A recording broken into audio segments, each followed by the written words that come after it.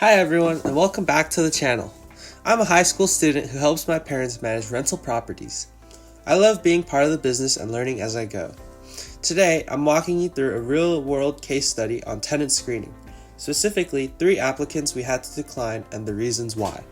These examples come from my experience managing rental units and show just how important it is to stick to your screening criteria, fairly, consistently, and professionally. Let's dive in.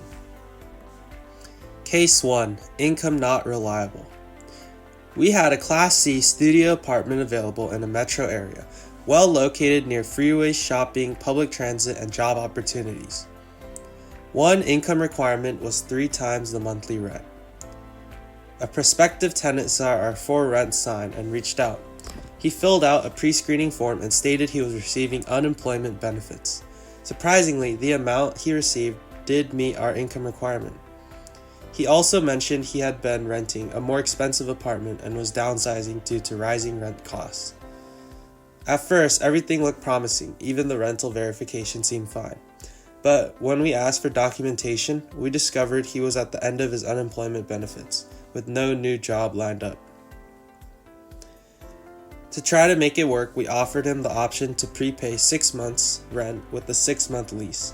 He declined.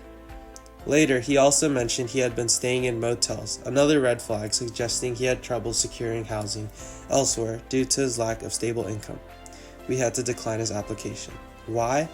Because income stability is just as important as income amount. Case 2. Inconsistent income plus no rental history. A mother with 2 young children applied for a 2-bedroom unit.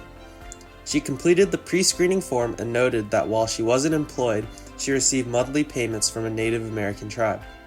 On paper, the amount appeared to meet the income requirement. There were no red flags at first, so we let her tour the unit and she submitted an application. But then we discovered she had no rental history, she had been living with family and had never signed a lease. The proof of income she provided showed inconsistent payments, and the average monthly income was below the required 3 times rent. Her initial income looked fine, but it didn't hold up under verification. We had to decline her application. So make sure to always verify income and rental history, no matter how good things look on the surface. Case 3. Strong job, poor credit. Our 3rd applicant was a man in his 40s. He claimed he met our income requirement and had a solid job. He was going through a divorce and needed to move out of the home he co-owned with the soon-to-be ex-wife. On the surface, everything looked good, but when we pulled his credit report, we saw he was behind on his mortgage payments and he was upside down on his home loan. If he couldn't afford his mortgage, how could he afford to pay rent? We had to decline his application. So in conclusion, what did we learn? Stick to your criteria. These 3 real-life examples show that tenant screening isn't just about checking boxes.